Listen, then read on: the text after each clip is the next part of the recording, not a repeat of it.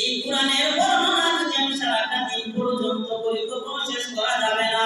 শুধু আমি কেন, এই বাংলাদেশের সমস্ত বক্তারা একত্রিত হইয়া কোরআন থেকে যদি বয়ান করতে শুরু করে দেয় কখনো বয়ান করে শেষ করা যাবে না। এজন্য আমার ভাইরা এই কোরআনের সঙ্গী হয়ে যাও। বিশেষ করে এই শ্রেষ্ঠ সঙ্গে আরো বেশি তোমার আমলটা তুমি বাড়ায় দাও।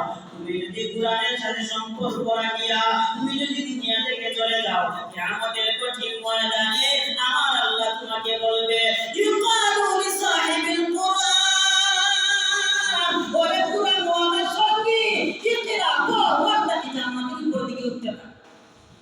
সুবহানাল্লাহ। আরো জোরে সুবহানাল্লাহ। আল্লাহ বলবেন ইকরা ওয়ার্দা কি জান্নাতের উপরের দিকে উঠ। সুবহানাল্লাহ। في الدنيا فإن منزلك عند آخر آية تقرأها আমার আল্লাহ কিয়ামতের দিন বলবে ওরে বান্দা এই কোরআনটা তুই দুনিয়ায় পড়ার জন্য কম কষ্ট করিস নাই। এখানে যারা হাফিজুল কোরআন আছে তাদেরকে জিজ্ঞাসা করেন আমরা রাত ৩টার সময় আরাম করে ঘুমাইছি, আড়াইটা ৩টা বাজে আমরা আরাম করে ঘুমাইছি। হাফিজুল কোরআনেরা ঘুমায় নাই, তাদের উস্তাদরা জাগ্রত করে দিয়েছে রাত ৩টা ৪টার সময় ঘুম থেকে উঠিয়া ঠান্ডা পানিতে ওযু বানাইয়া এই কোরআনটাকে বারবার তারা তিলাওয়াত করেছে। এই কষ্টটা কখনো মানুষকে বুঝাইতে পারবে না।